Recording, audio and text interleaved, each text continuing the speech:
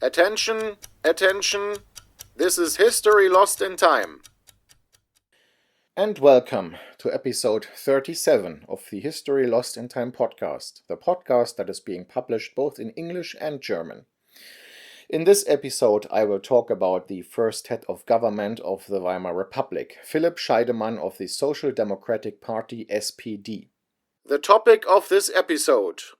Over time, I plan to talk about all heads of government of the Weimar Republic. In addition to that, I'll also talk about both Reichspräsidents and several other politicians. In order to prevent episodes with massive access length, I'll create two-part episodes. The first one will always be a kind of profile and overview episode, which will include the basics that one should know. And if I have enough source material, I'll add a second episode with opinions of and about that person. In the case of Philipp Scheidemann, this won't be possible since I don't have sufficient sources for that. However, I can already promise to do this for both Heinrich Brüning and Franz von Papen. Political agenda and background. When it comes to the heads of government of the Weimar Republic, I will talk about politicians from the very far left to the very far right. Depending on the person, my own political views will either be similar or differ significantly. My goal is to report in a neutral and fact-oriented way, no matter what my own political views are. I don't want to be modern in that way. I know that nowadays identity politics are the dominant factor, meaning right or wrong don't matter as long as my side wins. That's not how I want to be. Wrong decisions are always wrong, even when it's one's own side making them. The elegant part here is that I cannot have the same opinions as all of the Reichschancellors, and yet I don't have to reveal where I stand politically myself. Okay, maybe it's just elegant for me. The sources that were used. Hans Mommsen, Aufstieg und Untergang der Republik von Weimar 1918 bis 33. Translation, Rise and Fall of the Republic of Weimar 1918 to 33. Published by Ullstein Propyläen, Berlin 1998. Bernd Braun, Die Reichskanzler der Weimarer Republik. Translation, The Reichschancellors of the Weimar Republic. Published by Verlag Kohlhammer, Stuttgart 2013. At the start, I should mention that there are significant differences between heads of government of the Weimar Republic and heads of government of post-war Germany. 1. The terms of office were very short. In 14 years of Weimar Republic, there were 12 chancellors and 20 cabinets. So there was either a new government or some form of cabinet change almost every year. 2. One of the reasons for that was the rather weak position of the head of government compared to modern-day Bundeschancellors. The Reichschancellors depended both on the president and the parliament. They could be toppled by a simple vote of no confidence. The seat of the head of government was often as volatile as a hot ejection seat and therefore surprisingly unpopular. 3. Most chancellors had no majority in parliament. 4. Many chancellors were surprisingly young. 5. The young age and the short terms of office led to these former chancellors remaining active in politics after they had been toppled. Some of them served as ministers under their successors or in even lower positions. Let's start with labels. Philipp Scheidemann was technically not a Reichschancellor. His correct title was Reich Prime Minister.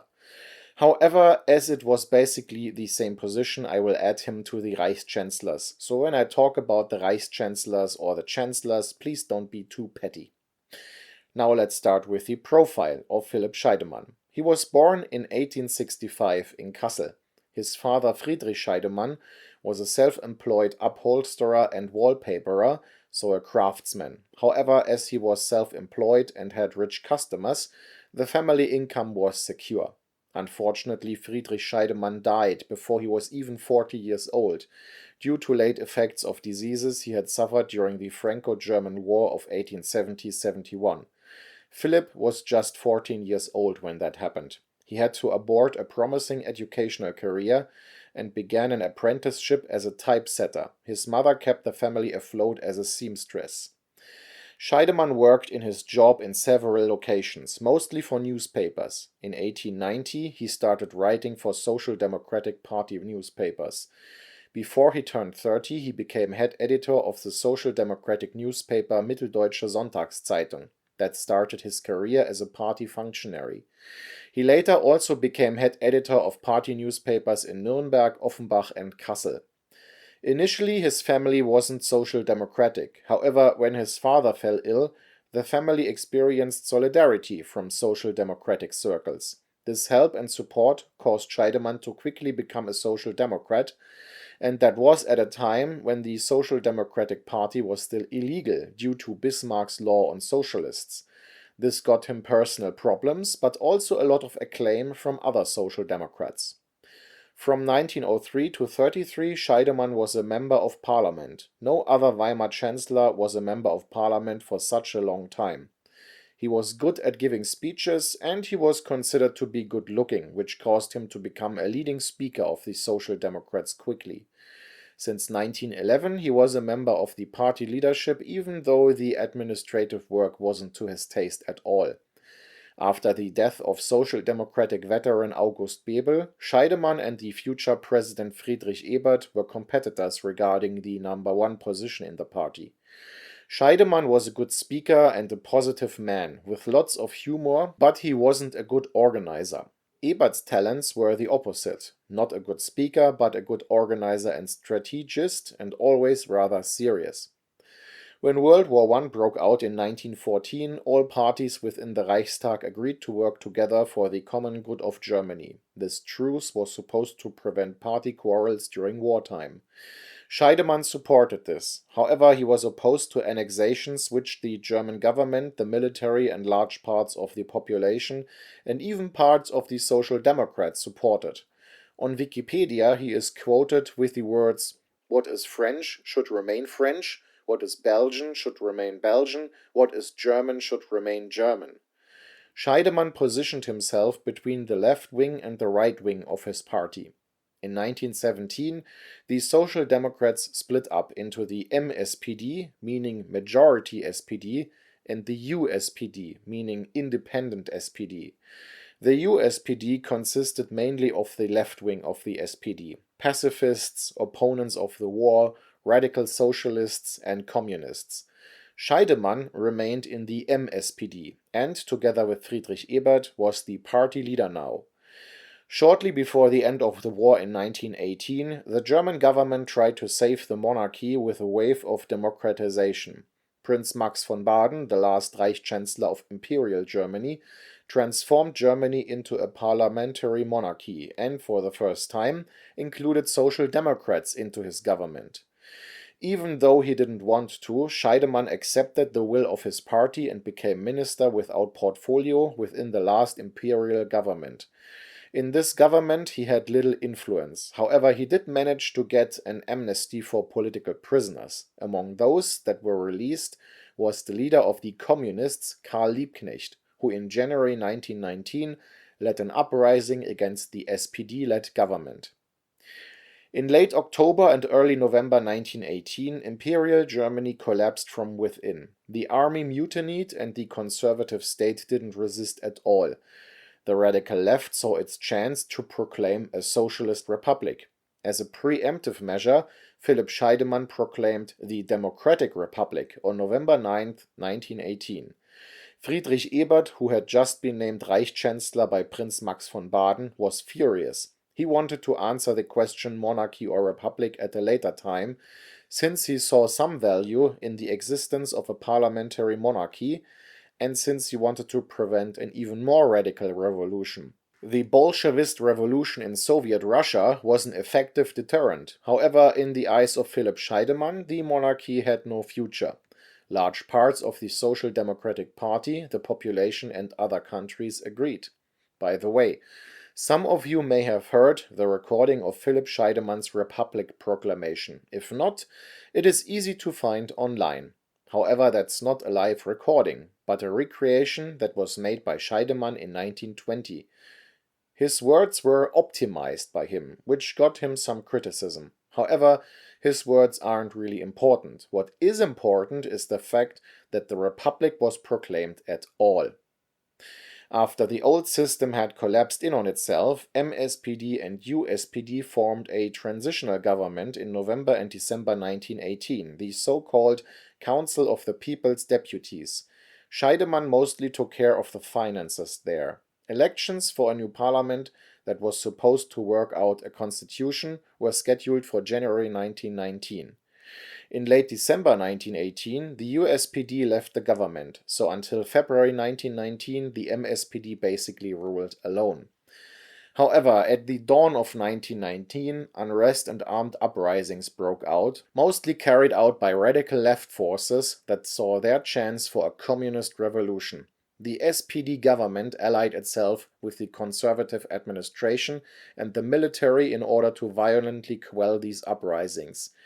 The SPD Minister of War, Gustav Noske, received the nickname Blood Noske because of the brutality of the government forces. Scheidemann supported quelling the radical left-wing forces.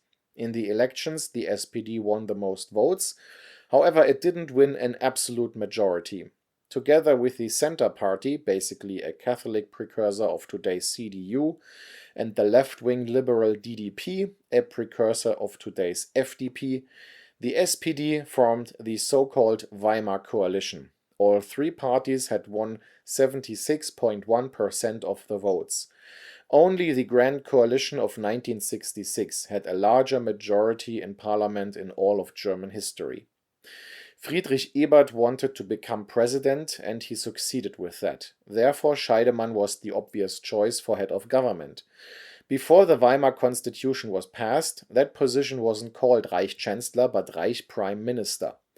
On February 13, 1919, Scheidemann was elected Reich Prime Minister. As one of very few Weimar heads of government, Scheidemann had a majority in parliament and a functioning coalition. Aged 56, he was one of the older heads of government of the Weimar Republic. Half his cabinet had already served in the last imperial government under Prince Max von Baden, so there was some continuity between the first Weimar government and the last imperial government. Scheidemann's government style was rather presidential and restrained. It was President Friedrich Ebert who was leading and driving the agenda. Scheidemann's government faced rather challenging problems. Domestically, some of the major issues were these: developing and passing a new constitution, stopping the unrests and uprisings, demobilizing the World War I military, reintegrating the soldiers and restarting the peacetime economy, integrating the old elites, especially in administration and military, while also democratizing the institutions. And as if that wasn't enough, there were also major foreign policy issues: signing a peace treaty with the victorious powers, stabilizing the eastern border with Poland, which was not secured and where there were civil war-like confrontations, clarifying the status of German Austria, the German-language part of the former Empire of Austria-Hungary that for a while wanted to join Germany, clarifying the status of German forces abroad, for example the soldiers in the Baltic states, keeping a close eye on the Soviet Union, where a bloody war was fought between communists and non-communists, a war where the Western Allies were involved in, and that had the potential to spread to the rest of Europe.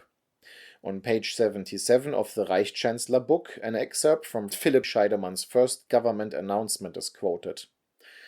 Not to end the revolution, but to build its work methodically, without provoking civil war and bloodshed.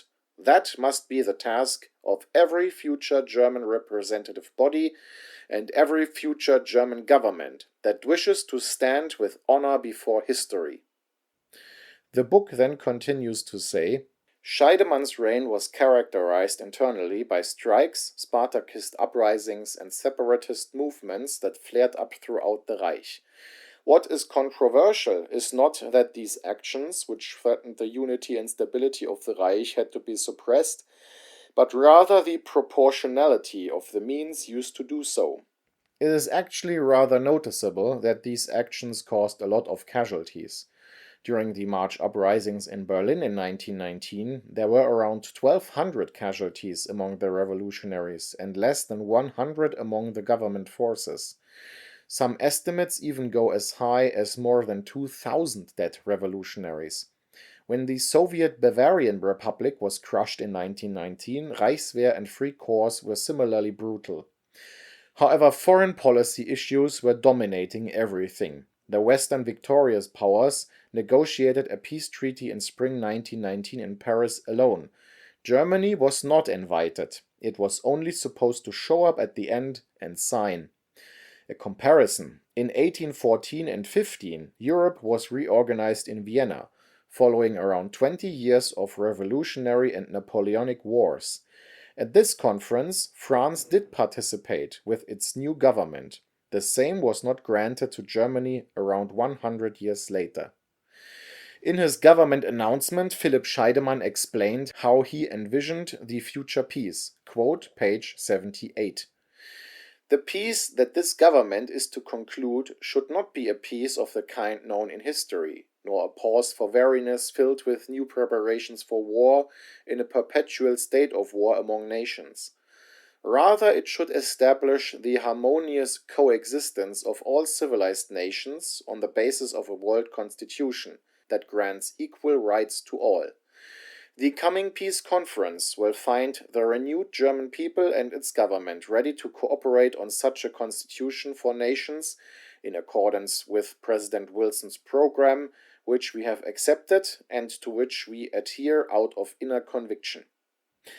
However, Scheidemann's hopes would soon be disappointed. The first draft of the Versailles Peace Treaty from May 1919 was worse than everything that the Germans had anticipated. Not the 14 points of US President Wilson had dominated, but the revenge-filled demands of France. Scheidemann opposed signing this treaty. In Parliament he said the following words, quoted on page 79.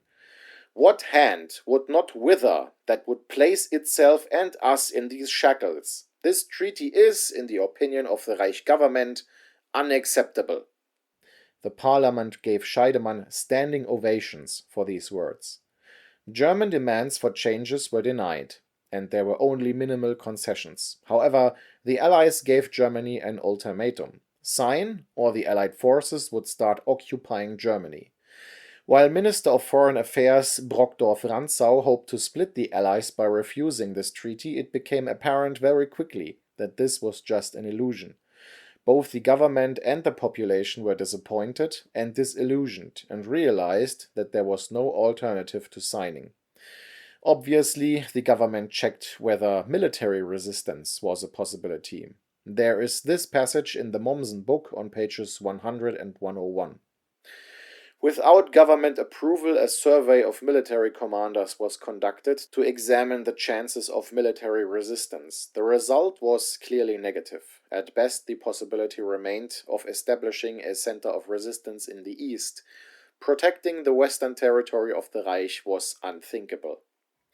The Prussian Minister of War, Colonel Reinhardt, wanted to oppose the Treaty of Versailles. However, the Quartermaster General of the Army, General Groener, opposed military action, and the head of the Army High Command, Field Marshal von Hindenburg, contributed double talk. In writing, he stated that military operations were pointless.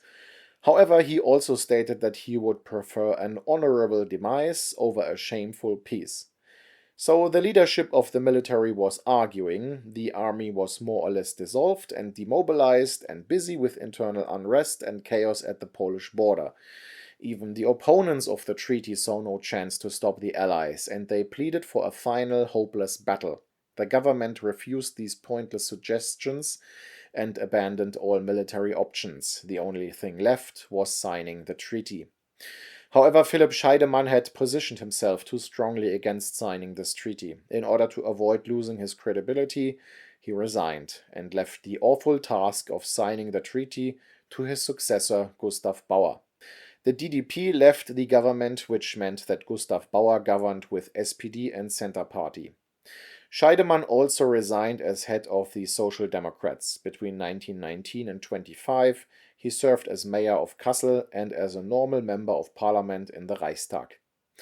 Over the years, he became the focus of attacks from the political right. This didn't just include criticism, but also defamation, death threats, swastika smearings on his house, and assassination attempts. In 1922, an attack with hydrogen cyanide against him failed. Because of that, and faced with the successful assassinations of politicians like Matthias Erzberger and Walter Rathenau, he always carried a gun with him. In 1925, he resigned from his position as mayor of Kassel because of health problems and attrition. However, the administrative work associated with this posting hadn't been to his liking anyway. The extreme right used his name, Scheidemann, or November Gangsters, to make people that supported the Republic contemptible. For them, Scheidemann was the personification of the hated Weimar system. Scheidemann remained active within the Reichstag. The SPD often sent him out when it was time to hold spectacular, aggressive, and controversial speeches. He also became sort of the unofficial speaker of Social Democrats that were unhappy with the activities of Social Democratic members of government. Scheidemann didn't hesitate to attack Social Democratic governments. In 1920, following the unsuccessful Kapp coup, his speeches helped topple both Minister of War Gustav Noske and his own successor, SPD Reichschancellor Gustav Bauer. And in 1926, his speeches even contributed in toppling two governments. First, the Luther government in May 1926 because of the Flag Act and the princely compensation, and the Marx government in December 26 because of the secret cooperation between the Reichswehr and the Soviet Red Army. However, more about that when I talk about these chancellors. On the other hand, it has to be said now that these speeches poisoned the climate between the parties of the center and the Social Democrats.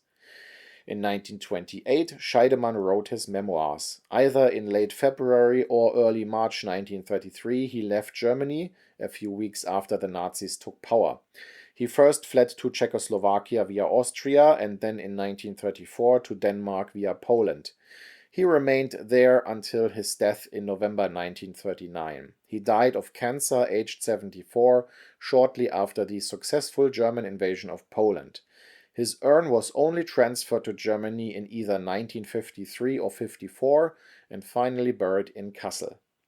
On August 23, 1933, the Nazis stripped him of his German citizenship. He was the first German that they did this to. Since he had escaped, the Nazis mistreated his family. His wife Johanna, which she had married in 1889, had already died in 1926, aged 62, following a stroke. The campaigns against her husband and the assassination attempt had been too much for her. The oldest daughter Lina killed herself in 1933 at age 44 because she could no longer tolerate the terror of the Nazis. Her sister Hedwig was arrested several times and mistreated. She developed a heart disease because of that and died in 1935, aged 42. One of his grandsons was sent to the Sachsenhausen concentration camp because of laziness and died there in late 1941. Only the one daughter that never married, either named Lise or Louise, who followed him into exile, survived the Nazi era. After Scheidemann's death, she organized the publishing of the writings he had done in exile. She died in Copenhagen in 1955, aged 64. A few finishing words. Philipp Scheidemann is probably the most left-wing head of government that Germany ever had, the heads of government of Communist East Germany excluded, of course. His successor Gustav Bauer was more of a technocrat, and Hermann Müller was well respected in conservative circles. The post-war chancellors Willy Brandt, Helmut Schmidt, Gerhard Schröder and Olaf Scholz all had left-wing opponents, while they represented more the center or the right wing of their party. I just want to mention Herbert Wehner, Oskar Lafontaine, Ottmar Schreiner, Ralf Stegner and Rolf Mützenich. However, Philipp Scheidemann was himself the left-wing opponent of President Friedrich Ebert. On his left, there were only the USPD led by Hugo Haase and the Communist Party. His government declaration of 1919 is filled with optimism and the hopes he had for the young republic. The cold and harsh reality internally and abroad crushed these hopes. Scheidemann withdrew from administrative work, a step he did several times in his life, and focused on party work. Since evaluations are very subjective, I will not rate Philipp Scheidemann or create a sort of ranking of all Weimar heads of government. However, what all Weimar heads of government share is the fact that they had to shoulder enormous tasks. Usually, they had to face multiple crises within a short time, crises of a kind, intensity, and simultaneity which their predecessors in Imperial Germany and their successors in the post-war Federal Republic of Germany rarely faced, if at all. Therefore, I plead for some restraint and no rash judgments. One thing at the end. A second part with opinions of and about Scheidemann is currently not possible for me since I don't have his writings available to me at the moment. Should that change, I will prepare such an episode. Thank you. This was History Lost in Time.